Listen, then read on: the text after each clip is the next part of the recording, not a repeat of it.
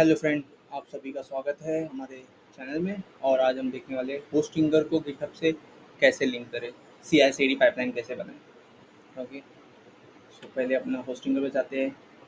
वहाँ पे अपने पैनल में सेटिंग होती है, एडवांस सेटिंग। ओके, उसके अंदर होता है गिट। ओके, सो गिट को क्लिक किया। सो रिपोजिटरी एक SSH की जनरेट करके रखा है। बाय डिफ़ॉल्ट ये नहीं होता है, सो हम जनरेट कर सकते हैं। फिर क्रिएट ए न्यू रिपोजिटरी।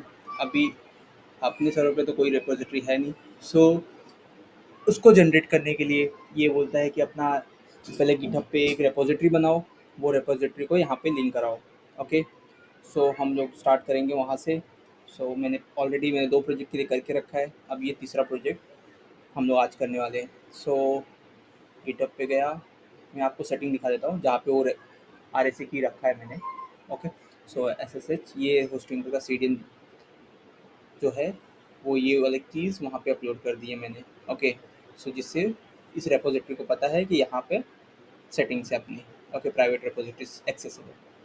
सो नया रेपोजिटरी बनाते हैं। सो हम लोग इसका नाम रखते हैं होस्टिंगर प्रोजेक्ट डिप्लॉयमेंट। सो अपने अंडरस्टैंडिंग के लिए कि हम इसके ऊपर क्या काम करने वाले हैं। ओके, सो डिस्क्रिप्शन में टेस्ट लिख देता हूँ कि टेस्ट रेपो बनाना है इसको। ओके, एंड इसको प्राइवेट रखना है।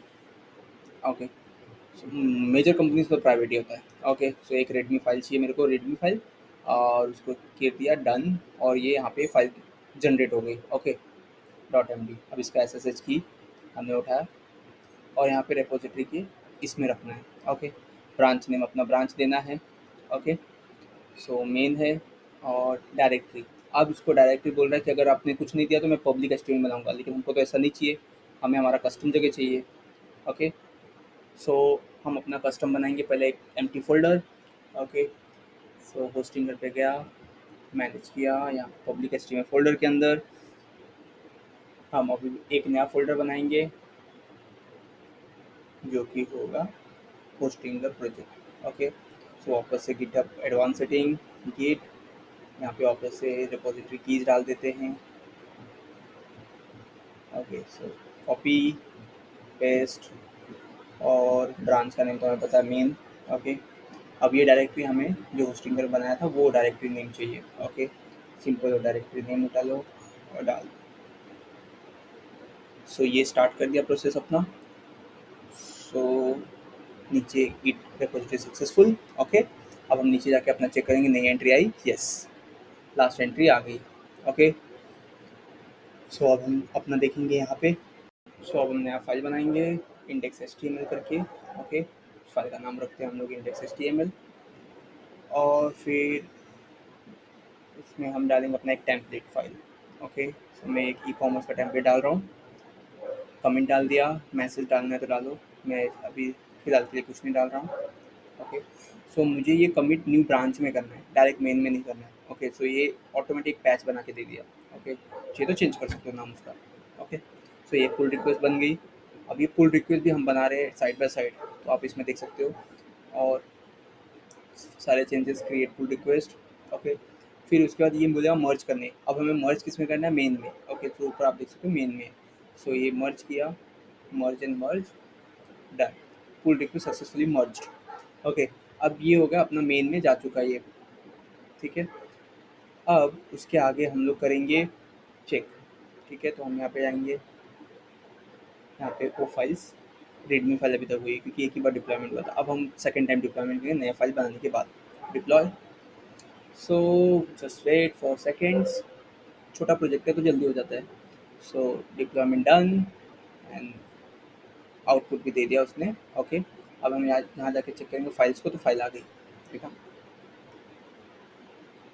ओके, सो अब हम उसको रीचेक करेंगे ये लोड भी होता है कि नहीं। सो मेरा infomukesh.co.in/hosting द प्रोजेक्ट, सो यहाँ पे आप देख सकते हो ये लोड हो गया। ओके, अब हम लोग इंडेक्स फाइल में कुछ चेंज करके वापस मर्ज करेंगे क्योंकि हमें ऑटो डिप्लॉयमेंट करना है। ओके, सो उसके लिए वेबबुक यूआरएल्स मिलते हैं।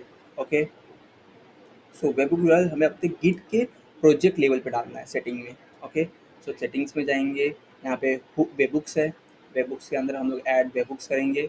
तो ये ऐसा आएगा कि पेलोड यूआरएल डालो, कंटेंट डालो, सीक्रेट्स डालो। तो यूआरएल वहाँ पे कॉपी करके डाल दिया, सीक्रेट्स डाल दिया, एक ऐड वेबबुक कर दिया। ओके, तो ये वेबबुक हुक हो गया अपने गिटहब के साथ। Okay, so GitHub connected with Hostinger.